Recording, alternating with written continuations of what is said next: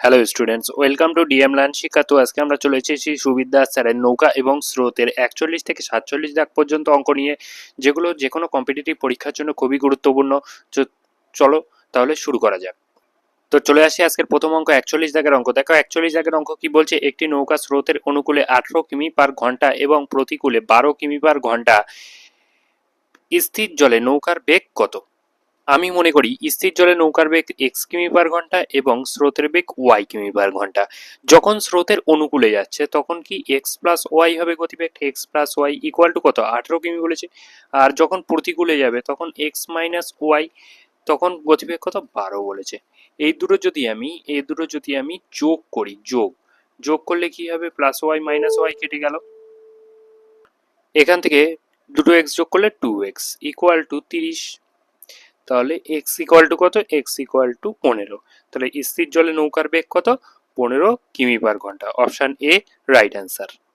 চলে আসি পরবর্তী অঙ্ক, 42 দাগের অঙ্ক। একটি নৌকা স্রোতের অনুকূলে 35 কিমি পার ঘন্টা এবং স্রোতের প্রতিকূলে 17 কিমি পার ঘন্টা বেগে চলতে পারে। স্রোতের গতিবেগ কত? দেখো, স্রোতের স্থির জলে নৌকার গতিবেগ এক্স এবং স্রোতের গতিবেগ ওয়াই হলে, তাহলে এক্স প্লাস ওয়াই হলো অনুকূলে বেগ, সেটা সমান 35, আর এক্স মাইনাস ওয়াই হলো প্রতিকূলে বেগ, সেটা সমান 17 এলো। এবার দুটোকে যদি বিয়োগ করলে কি হবে, বিয়োগ করলে সাইন চেঞ্জ হয়, প্লাস ছিল মাইনাস হয়ে যাবে, মাইনাস ছিল প্লাস হয়ে যাবে, এটা প্লাস ছিল মাইনাস হয়ে যাবে। তাহলে দেখো, প্লাস এক্স মাইনাস এক্স কেটে গেল, প্লাস ওয়াই যোগ করলে 2y হলো, আর এদিকে 35 থেকে 17 বিয়োগ করলে কত হয়, 18 হয়, 18। তাহলে y ইকুয়াল টু কত এলো, y ইকুয়াল টু 9। তাহলে 9 কিমি পার ঘন্টা, অপশন বি রাইট অ্যান্সার। চলে আসি পরবর্তী অঙ্ক, 43 দাগের অঙ্ক। এক ব্যক্তি নদীতে 3 ঘন্টায় স্রোতের প্রতিকূলে 3 কিমি যায় এবং 3 ঘন্টায় স্রোতের অনুকূলে 15 কিমি যায়। তাহলে স্রোতের বেগ কত? দেখো, আমি যদি ধরি স্থির জলে নৌকার বেগ এক্স এবং স্রোতের বেগ ওয়াই হয়, তাহলে এক্স প্লাস ওয়াই মানে অনুকূলে বেগ কত, এক্স প্লাস ওয়াই। স্রোতের অনুকূলে 15 কিমি যায় 3 ঘন্টায়, তার মানে 15/3 মানে 5। আর স্রোতের প্রতিকূলে এক্স মাইনাস ওয়াই মানে 3/3, 3 কিমি যায় 3 ঘন্টায়, তার মানে 1। এই দুটোকে যদি আমি আমার জিজ্ঞাসা করেছে স্রোতের বেগ কত। যদি আমি বিয়োগ করলে সাইন চেঞ্জ হবে, মাইনাস হবে, এটা প্লাস হবে, মাইনাস ছিল প্লাস হবে, এটা মাইনাস হবে। তাহলে বিয়োগ করলে দেখো, প্লাস এক্স মাইনাস এক্স কেটে গেল, এক্স এক্স কেটে যাবে, এক্স এক্স কেটে গেল, প্লাস এক্স মাইনাস এক্স কেটে গেল। তাহলে যোগ করলে 2y হলো ইকুয়াল টু 4। তাহলে y ইকুয়াল টু 2। তাহলে 2 কিমি পার ঘন্টা রাইট অ্যান্সার। চলে আসি পরবর্তী অঙ্ক, 44 দাগের অঙ্ক। এক ব্যক্তি নৌকাতে স্রোতের অনুকূলে 2 কিমি যায় 20 মিনিটে এবং ফিরে আসে 15 মিনিটে। স্থির জলে নৌকার বেগ কত? আমি ধরি স্থির জলে নৌকার বেগ হলো এক্স কিমি পার ঘন্টা এবং স্রোতের বেগ হলো ওয়াই কিমি পার ঘন্টা। তাহলে এক্স প্লাস ওয়াই হলো অনুকূলে বেগ। এই অনুকূলে বেগ কত হবে, 2 কিমি বাই 20 মিনিটে আছে, কিন্তু 20 মিনিটকে যদি আমি ঘন্টায় নিয়ে যাই, 20/60 মানে 20/60 হবে। 22/60টা যদি আমি ওপরে লিখি, নিচে 20 নিচে আছে মানে ওপরে উঠে যাবে। কাটাকুটি করলে 3×20=60 মানে 3×2=6 হলো 6। আর x-y ইকুয়াল টু দেখো 2 কিমি যায় 15 মিনিটে, 15 লিখলাম, কিন্তু 15 মিনিটটাকে ঘন্টায় নিয়ে যেতে গেলে 60 দিয়ে ভাগ করতে হয়। নিচে যদি আমি 60 লিখি, সেটাই ওপরে গুণ হয়ে যায় 60। তাহলে 15, 4×15=60, 4×2=8। আমি যদি এবার যোগ করি, যোগ করলে প্লাস ওয়াই মাইনাস ওয়াই কেটে গেল, তাহলে 2x আসলো, আর 8 আর 6 যোগ করলে 14 হয়। তাহলে এখান থেকে লেখা যায় x ইকুয়াল টু 7। তাহলে অপশন এ 7 রাইট অ্যান্সার। চলে আসি 45 দাগের অঙ্ক। স্থির জলে নৌকার বেগ 8 কিমি পার ঘন্টা।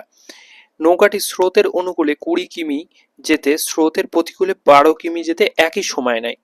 তাহলে স্রোতের বেগ কত? আমি ধরি স্রোতের বেগ হলো y, তাহলে অনুকূলে যেতে বেগ কত?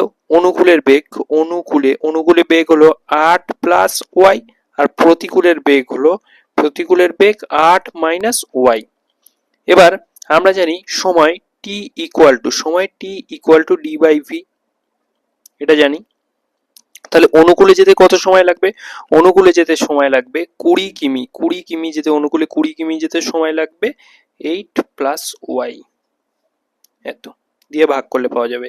আর প্রতিকূলে 12 কিমি যেতে যে সময় লাগবে সেটা হলো 12/8 মাইনাস ওয়াই। এই দুটো করলে এখান থেকে ওয়াই এর মান যেটা হবে সেটাই হবে রাইট অ্যান্সার।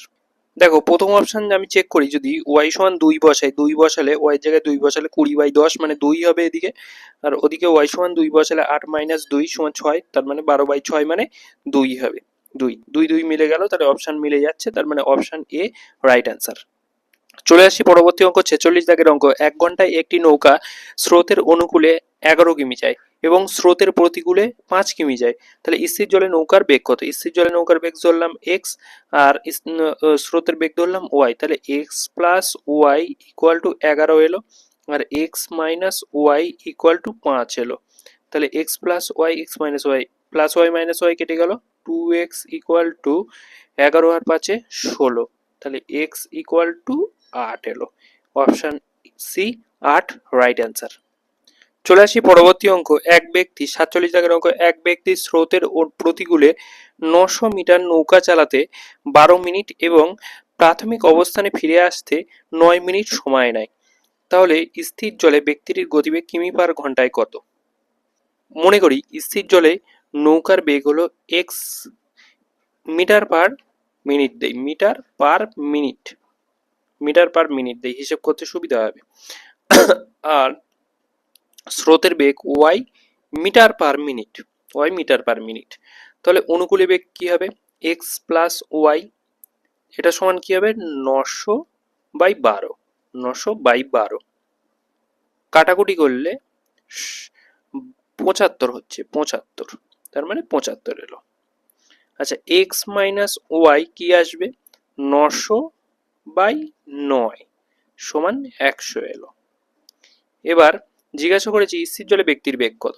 আমি যদি যোগ করি 2x হবে, প্লাস ওয়াই মাইনাস ওয়াই কেটে গেল, এটা যোগ করলে 175 এলো। তাহলে x ইকুয়াল টু 175/2। এটা কি মিটার পার মিনিটে আছে, এটাকে কিমি পার ঘন্টায় নিয়ে যেতে গেলে, মিটার থেকে কিমিতে নিয়ে যেতে গেলে 1000 দিয়ে ভাগ, আর মিনিট থেকে ঘন্টায় নিয়ে যাবো তাহলে 60 দিয়ে গুণ করি। 0 0 কাটলাম, 3 2 6, 3 2 6 কাটলাম, 3 2 6, আচ্ছা 25, এটা হলো 7 25 175, 7 25 175, 4 25 100, দেখা যাচ্ছে নিচে একটা 4 আসছে, তার মানে একটারই অপশনের নিচে 4 আছে, অপশন সি রাইট অ্যান্সার।